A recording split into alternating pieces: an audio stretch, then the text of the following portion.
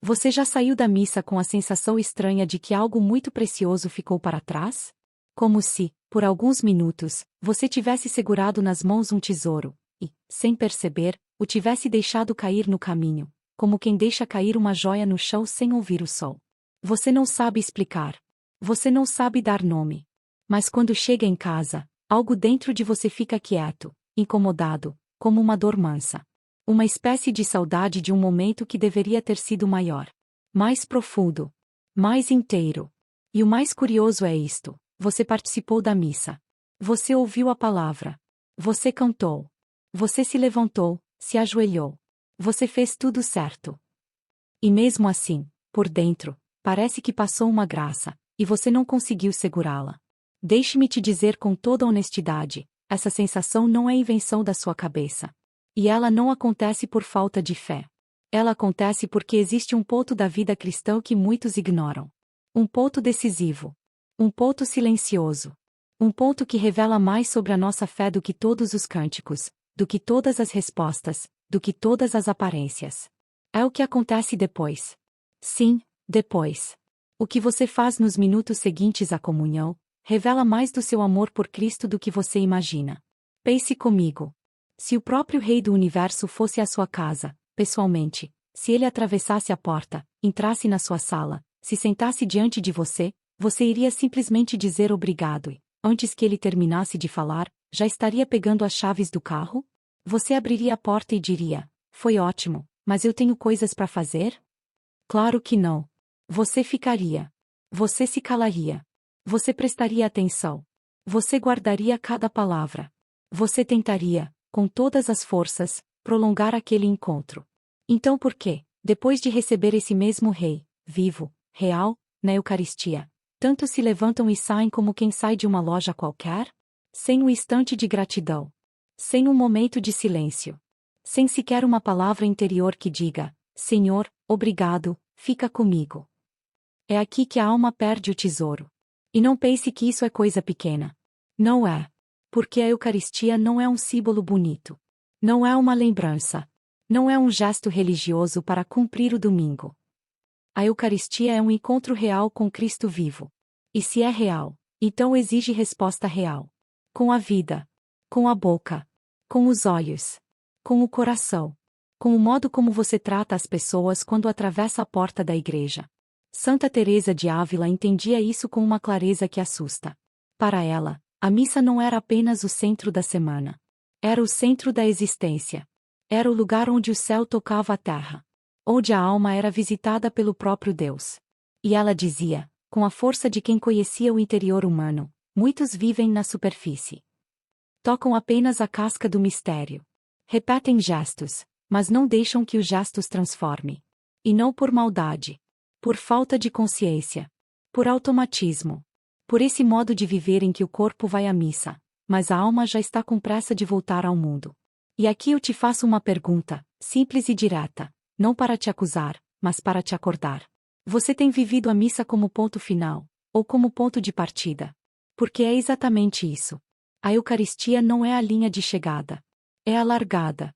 Cristo não entra em você para fazer uma visita rápida e ficar quieto num canto do seu coração enquanto você retorna ao velho modo de viver. Não. Ele entra para incendiar. Para transformar. Para expandir o amor dele através de você. Ele entra para que você saia diferente. E é por isso que existe uma tragédia silenciosa acontecendo, domingo após domingo, na vida de muitos cristãos. A pessoa comunga, e sai igual. Ela recebe, e não acolhe. Ela bebe da fonte, e vai embora antes que a água faça efeito. Ela toca o fogo, e apaga o fogo com pressa, com distração, com palavras vazias, com julgamentos, com indiferença, com superficialidade. E depois ela se pergunta: por que minha vida espiritual está parada? Por que eu não mudo? Por que eu não sinto frutos? Talvez a resposta esteja exatamente aqui. Não no que você faz durante a missa, mas no que você faz depois da missa. A graça que você recebe na Eucaristia é como uma semente plantada em terra fértil. Mas se você pisa nessa terra logo em seguida, se você joga pedras por cima, se você expõe essa semente ao sol da pressa e da banalidade, ela não germina. Você participou da missa, sim. Você comungou, sim. mas não foi transformado. E uma fé que não transforma, é uma fé que ainda não chegou ao seu propósito. Agora, pare um instante, só um instante, e imagine a cena com mais consciência. Você acabou de receber a comunhão.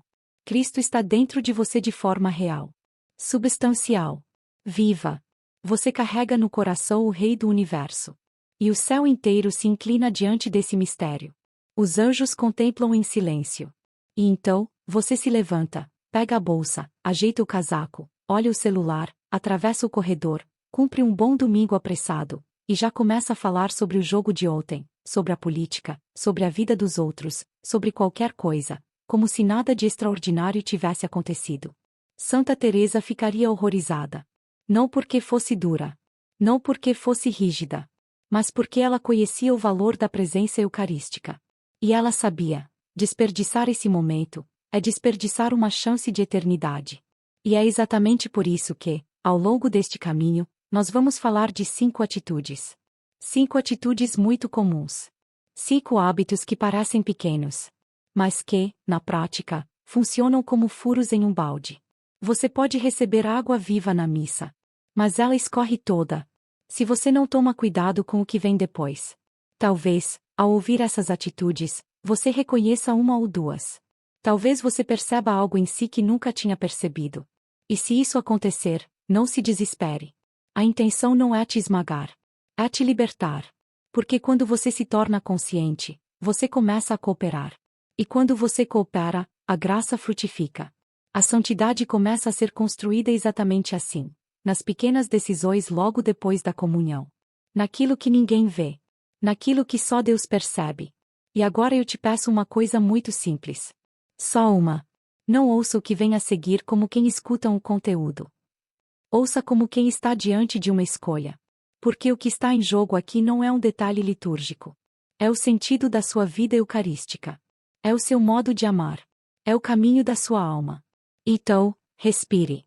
E permita que essa pergunta fique ecoando, sem pressa, dentro de você. O que eu faço depois de receber Cristo? Porque, no fundo, é aí que a fé se prova. E é aí que a missa continua. No próximo capítulo, nós vamos entender algo que muda tudo, porque a Eucaristia não é um rito, mas um encontro. E porque um encontro real exige uma vida real como resposta. Existe uma diferença enorme, quase abismal, entre cumprir um rito e viver um encontro. Um rito pode ser repetido mecanicamente. Um encontro verdadeiro, não. Um rito pode ser assistido à distância. Um encontro exige presença. Um rito pode terminar quando o relógio manda. Um encontro continua dentro da pessoa, mesmo depois que tudo parece ter acabado. E é exatamente aqui que muitos se perdem. Porque, sem perceber, transformaram a Eucaristia em algo que ela nunca foi chamada a ser. Um momento bonito, organizado, respeitoso, mas controlável.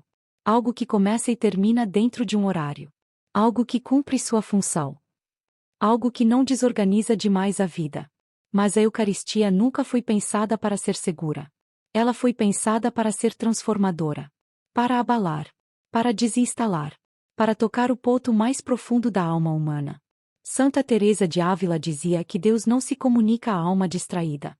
Ele se comunica à alma atenta. E atenção não é apenas olhar para a frente. Atenção é disposição interior para ser mudado. Atenção é permitir que o encontro deixe marcas. O problema é que muitos se aproximam da comunhão como quem executa um gesto aprendido desde a infância. Levanta. Anda. Recebe. Volta para o banco. E o coração continua fechado. Não por rejeição consciente, mas por hábito. Por automatismo espiritual. Por viver a fé no modo econômico, onde tudo é reduzido ao mínimo necessário para não incomodar demais. Mas deixa eu te dizer algo com muita clareza, mesmo que incomode um pouco. Se a Eucaristia fosse apenas um rito, ela não teria atravessado 2000 anos. Se fosse apenas um símbolo, ela não teria produzido santos. Se fosse apenas uma tradição, não teria sustentado mártires. O que acontece no altar não é teatro. Não é encenação. Não é memória. É presença. Presença real. Presença viva. Presença que transforma quem se deixa tocar. Cristo não se faz pequeno no pão para ser ignorado. Ele se faz pequeno para ser acolhido. E acolher não é apenas receber com a boca. É abrir espaço dentro da própria vida. É permitir que ele mexa onde dói. Que ele questione hábitos. Que ele revele incoerências. Que ele convide à conversão concreta. E é por isso que Santa Teresa insistia tanto numa coisa que hoje parece quase esquecida: a consciência do que está acontecendo. Ela dizia que muitas almas se aproximam da comunhão como quem passa ao lado de um incêndio, sem sentir o calor. O fogo está ali. Mas a alma está longe. O corpo participa.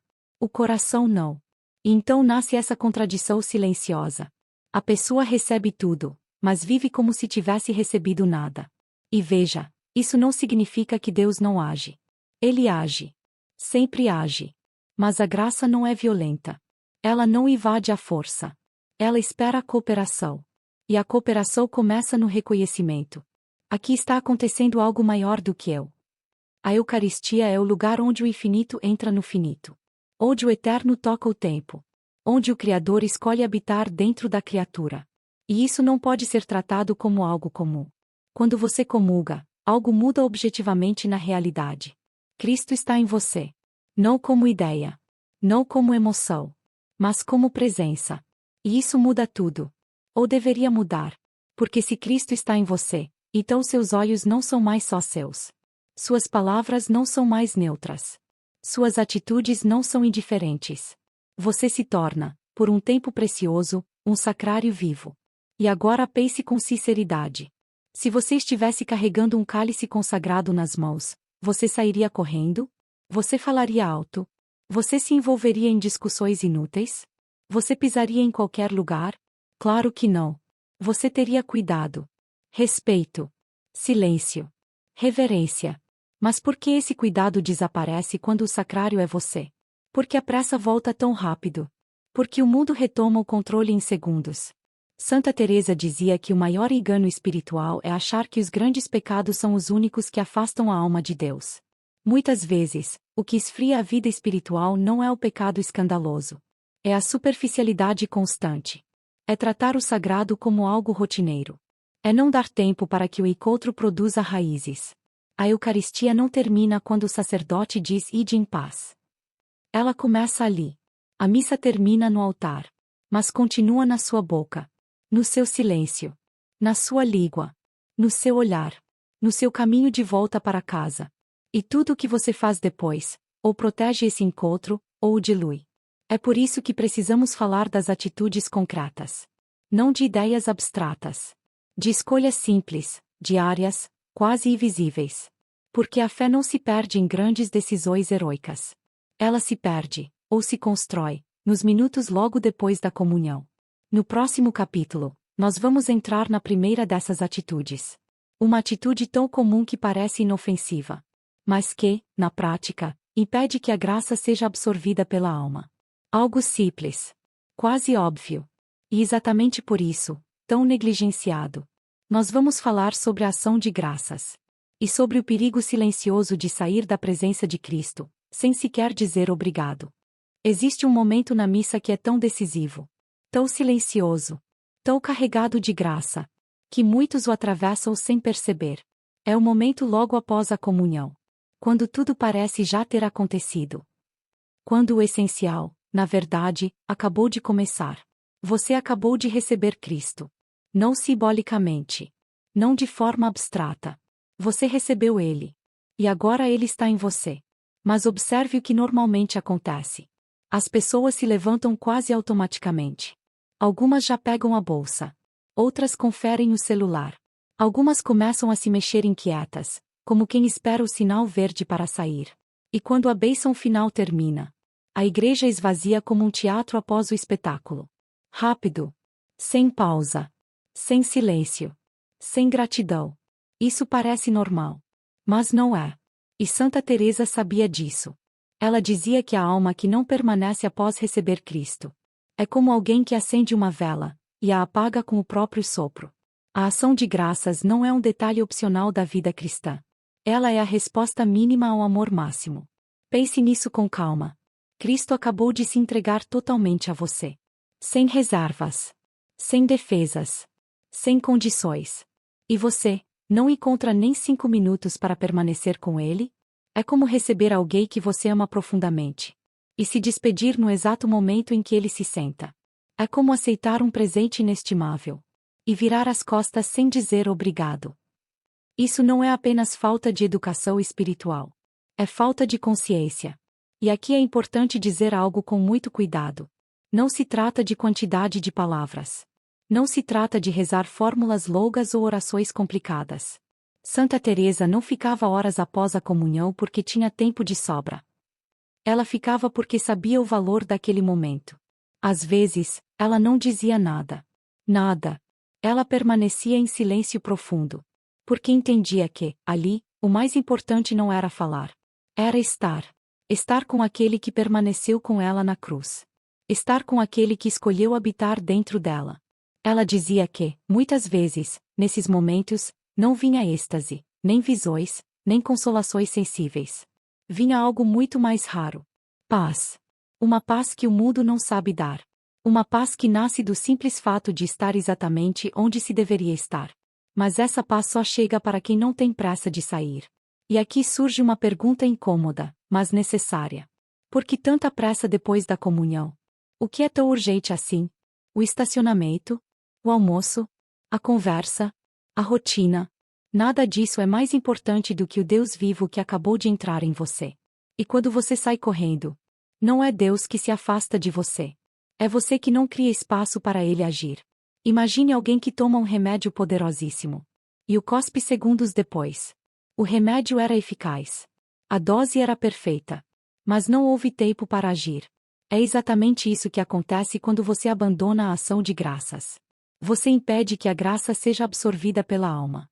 Depois você diz: minha vida espiritual está estagnada. Eu não sinto mudança. Parece que nada acontece. Mas talvez o problema não esteja no que você recebe. Talvez esteja no que você não acolhe. A ação de graças é o momento em que a graça começa a criar raízes. É ali que Cristo fala ao coração com mais delicadeza. Mas a voz de Deus é suave. Ela não compete com a pressa. Ela não grita para chamar atenção. Ela espera. E se você não espera, você não escuta. Agora, preste atenção nisso. A ação de graças não termina quando você sai do banco. Ela pode, e deve, continuar no caminho de volta para casa. No carro. No ônibus. A pé. Com o coração recolhido. Com o olhar voltado para dentro. Conversando com Cristo como se conversa com alguém que se ama. Sem discursos. Sem pressa. Sem barulho. 5 minutos assim podem valer mais do que muitas horas de oração distraída. E aqui vai algo muito prático. Da próxima vez que você for à missa, decida antes. Eu não vou sair correndo. Mesmo que sejam apenas 5 minutos. Fique. Respire. Feche os olhos. Diga: Senhor, obrigado. E depois, fique em silêncio. Não force nada. Não procure sensações. Apenas permaneça. Você vai se surpreender com o que começa a acontecer quando você não foge do encontro. Porque quem permanece é transformado. No próximo capítulo, vamos falar de algo que parece ainda mais inocente. Algo que acontece na porta da igreja. Algo que todo mundo faz. E que, sem perceber, dispersa completamente o coração. Vamos falar das conversas vazias. E de como o barulho exterior pode apagar, em segundos, o fogo que a Eucaristia acabou de acender. Você fez tudo certo. Permaneceu alguns minutos em ação de graças. Guardou silêncio. Sentiu o coração mais calmo. Talvez até uma paz discreta tenha surgido dentro de você.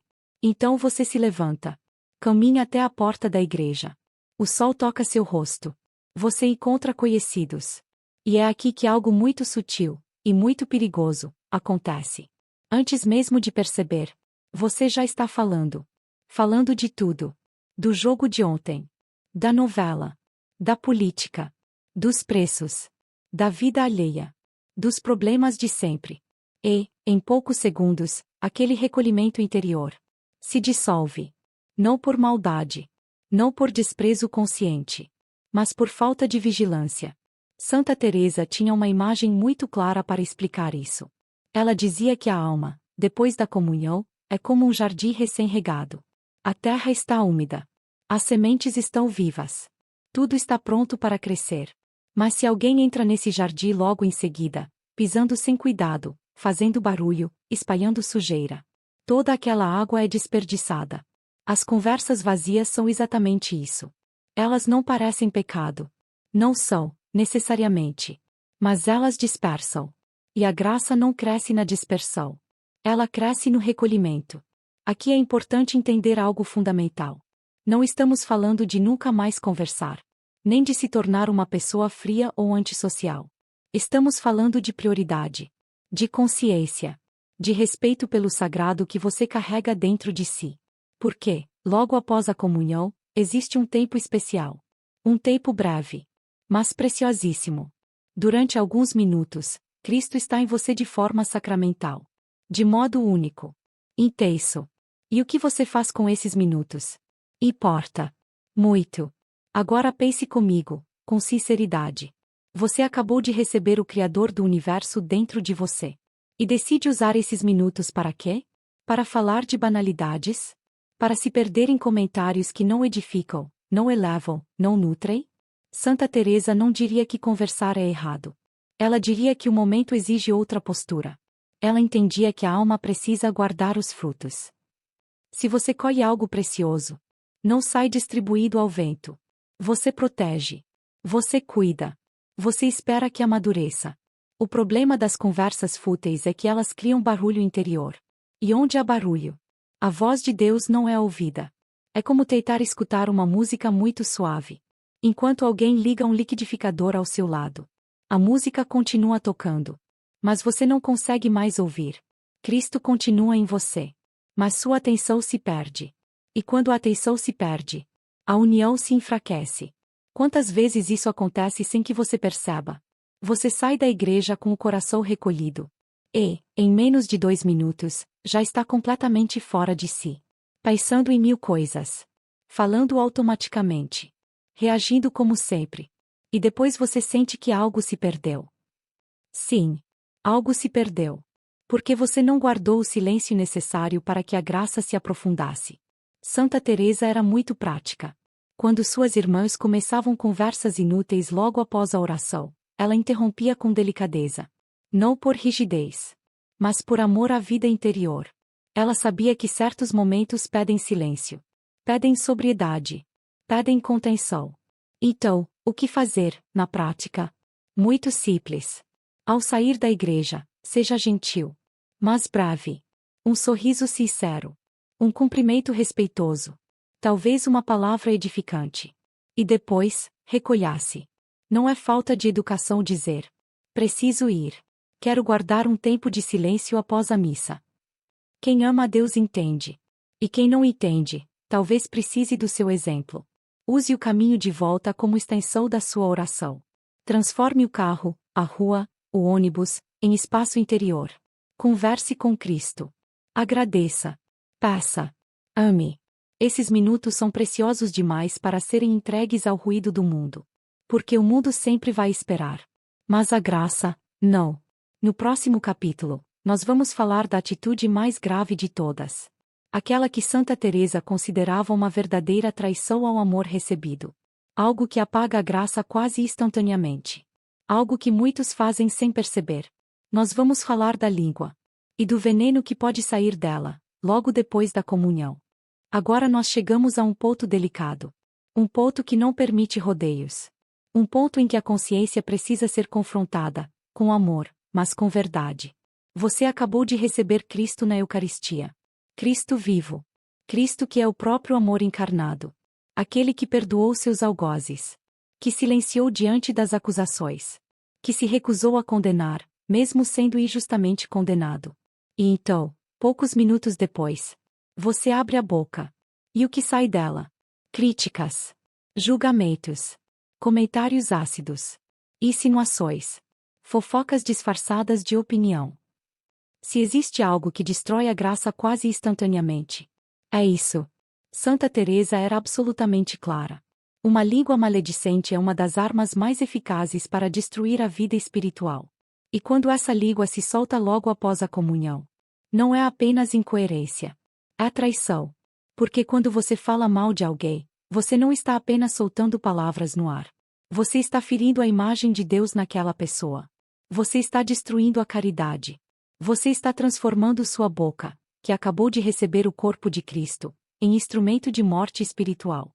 Isso pode parecer forte, mas é verdadeiro. E a verdade, quando toca, dói. Jesus não deixou margem para dúvidas. Amai-vos uns aos outros como eu vos amei.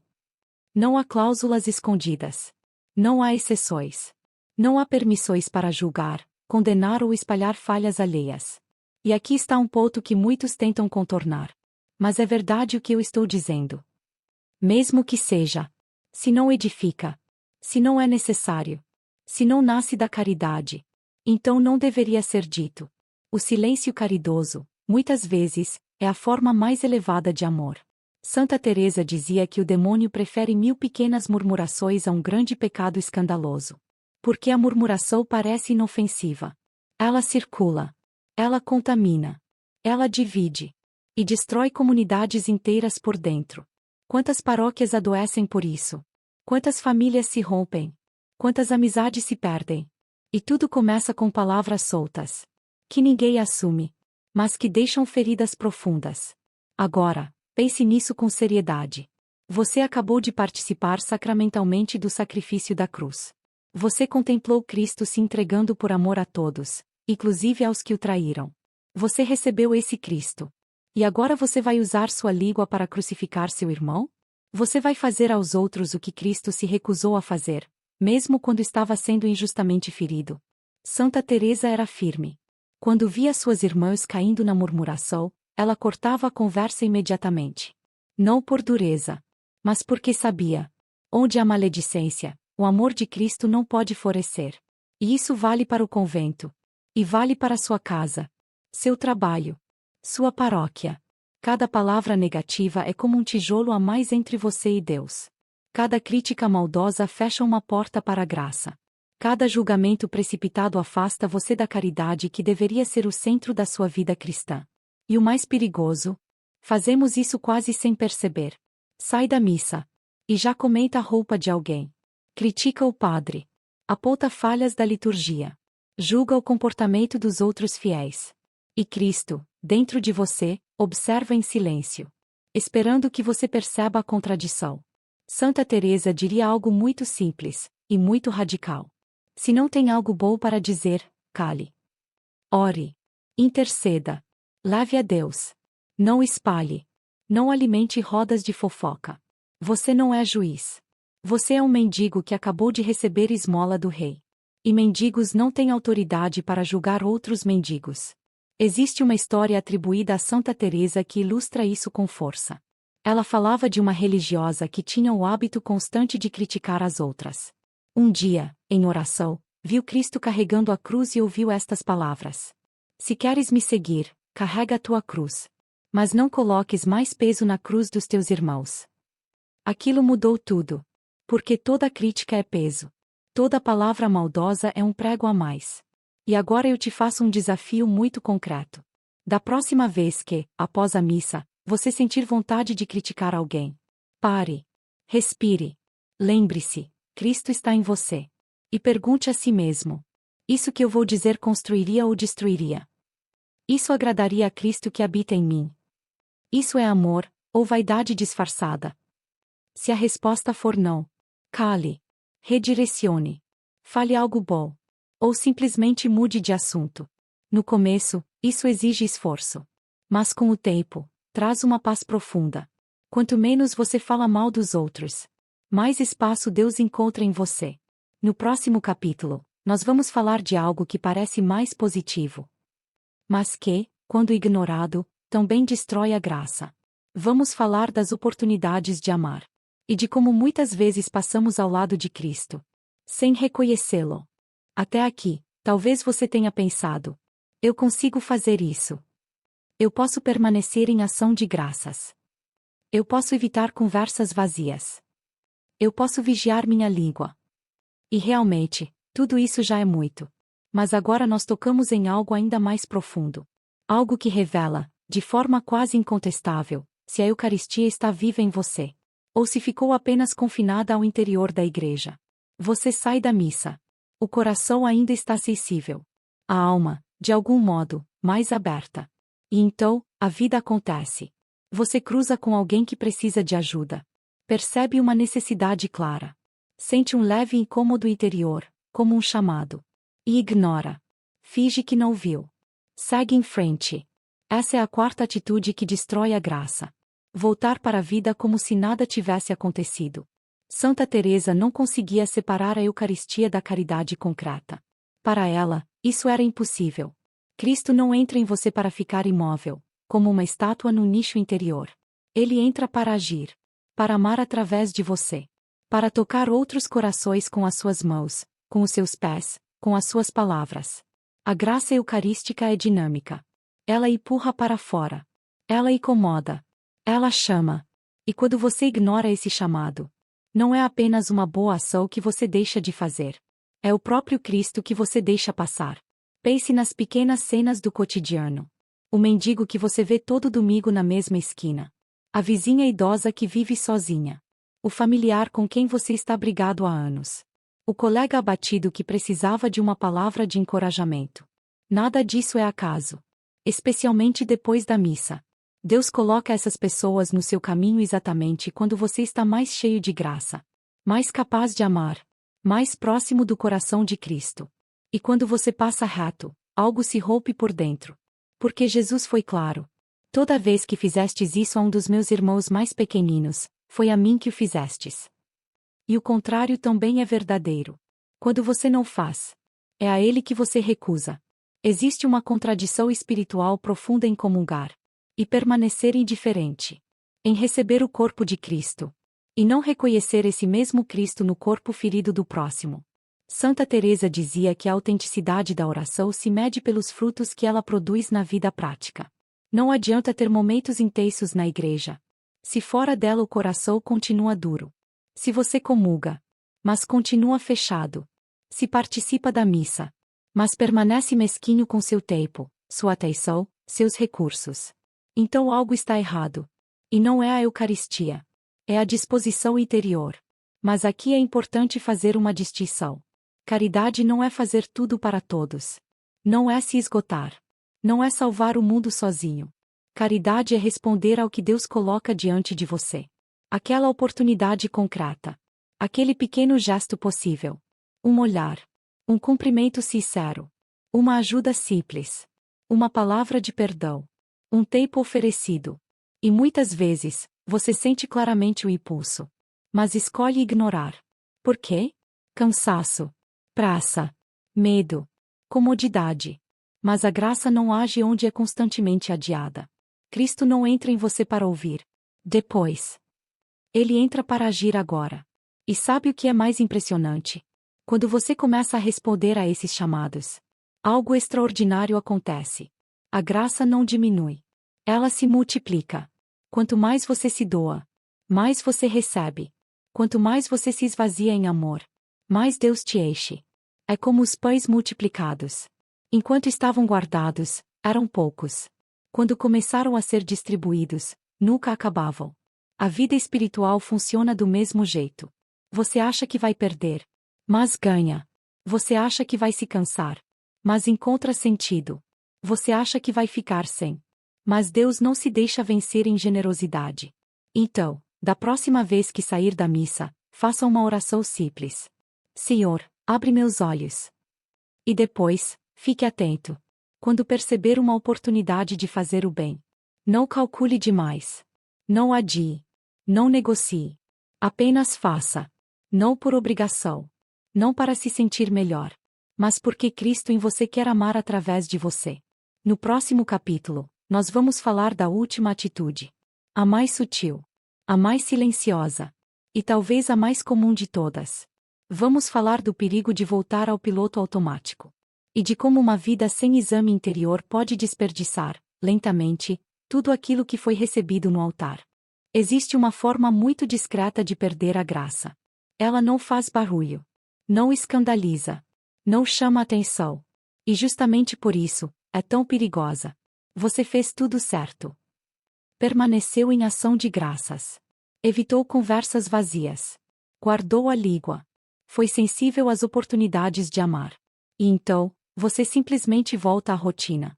Ao ritmo de sempre. As preocupações de sempre. A correria de sempre. Sem parar. Sem olhar para dentro. Sem perguntar nada a Deus. Esse retorno automático à vida cotidiana é a quinta atitude que destrói a graça.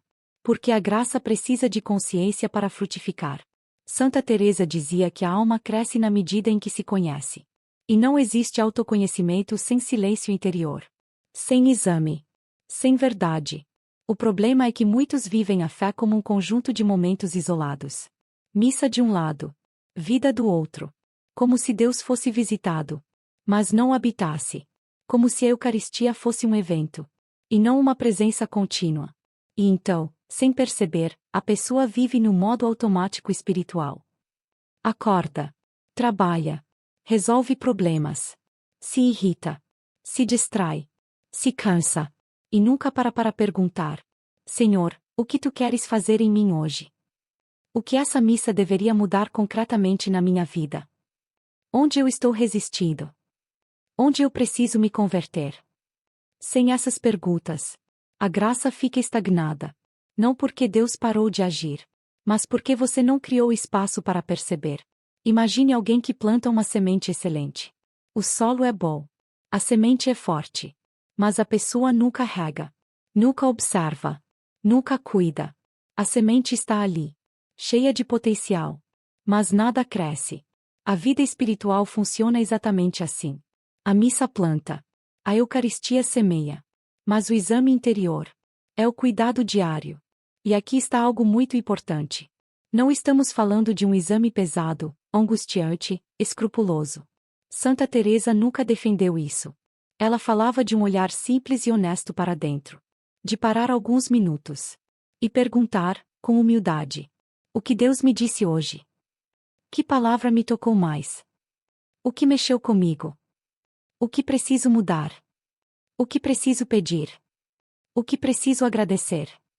Essas perguntas, feitas com sinceridade, têm um poder imenso.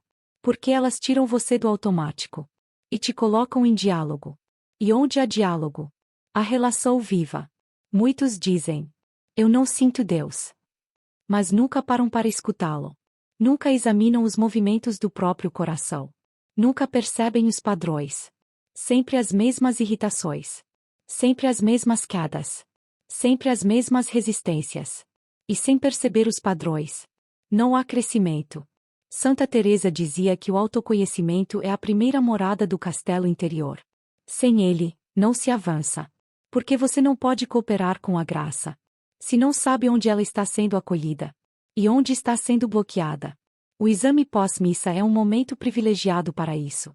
A alma está mais sensível, mais iluminada, mais capaz de ver com clareza. Mas a maioria desperdiça essa oportunidade. Sai da igreja e se joga no turbilhão da vida. E depois se pergunta por que tudo continua igual. Existe ainda outro fruto precioso do exame interior: a gratidão. Quando você para refletir, você percebe quantas graças recebeu, quantas proteções invisíveis, quantas ajudas silenciosas, quantos pequenos sinais de cuidado. E isso gera gratidão. E a gratidão abre ainda mais o coração. É um círculo virtuoso. Quanto mais você percebe Deus agindo, mais você agradece. Quanto mais agradece, mais se abre. Quanto mais se abre, mais Deus age. É assim que uma vida espiritual morna se transforma numa vida viva. Mas tudo começa com uma decisão muito simples: parar. Parar alguns minutos. Não para se julgar, mas para se escutar. Não para se condenar, mas para se aliar. Porque Deus fala. Sempre falou. Mas quase sempre, nós é que estamos ocupados demais para ouvir. No próximo e último capítulo, nós vamos unir tudo. Vamos olhar para essas 5 atitudes. E entender que a missa não é o fim de um rito. É o início de uma vida transformada. E você vai ser convidado a fazer uma escolha. Simples, mas decisiva. Uma escolha que pode mudar completamente a forma como você vive cada Eucaristia. E, pouco a pouco, toda a sua vida. Agora tudo se encontra. Tudo o que foi dito até aqui converge para um ponto simples, mas profundamente exigente. A missa não é o fim. Ela é o começo. Ela não é o momento em que cumprimos algo com Deus. É o momento em que Deus se entrega a nós. para que a nossa vida inteira responda. Santa Teresa de Ávila dizia que Deus não procura almas extraordinárias. Ele procura almas disponíveis. Almas que não desperdiçam a graça por distração. Almas que não vivem na superfície. Almas que entendem que a santidade se constrói nos detalhes. E é exatamente disso que estamos falando. 5 atitudes. Nenhuma delas espetacular. Nenhuma heroica. Nenhuma impossível. Mas todas decisivas. Sair sem ação de graças. Dispersar o coração em conversas vazias. Falar mal dos outros. Ignorar as oportunidades de amar. Voltar ao piloto automático sem examinar o coração. Nada disso parece grave à primeira vista. Mas juntas, elas fazem com que a graça escorra pelos dedos. Você recebe, mas não guarda. Você comunga, mas não permanece. Você toca o fogo, mas apaga a chama com o próprio descuido. E então surge aquela sensação estranha, difícil de explicar, de que algo precioso passou e foi perdido. Mas aqui está a boa notícia. Nada disso é irreversível. Porque a graça não se cansa de esperar. Cristo continua se entregando. Domingo após domingo. Dia após dia. A pergunta não é se ele vem. A pergunta é: o que você faz depois que ele entra? Você quer viver a Eucaristia pela metade? Ou quer vivê-la plenamente? Você quer continuar igual?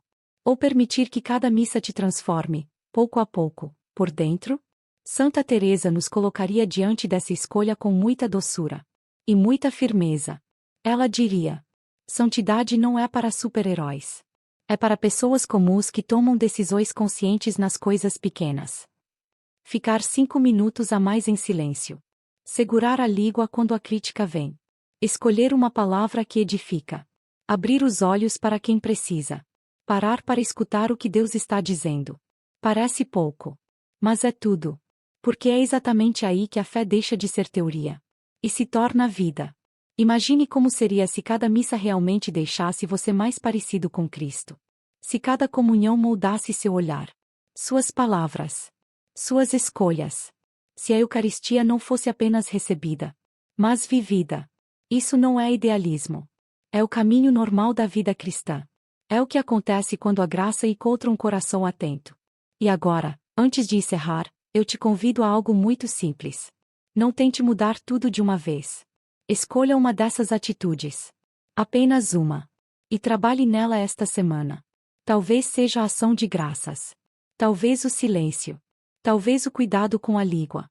Talvez a caridade concreta. Talvez o exame interior. Comece pequeno. Deus não espera a perfeição. Ele espera a sinceridade. E passo a passo, você vai perceber algo maravilhoso acontecendo. A missa vai começar a transbordar para a sua vida. A Eucaristia vai deixar marcas. Cristo não será apenas recebido, mas reconhecido em você.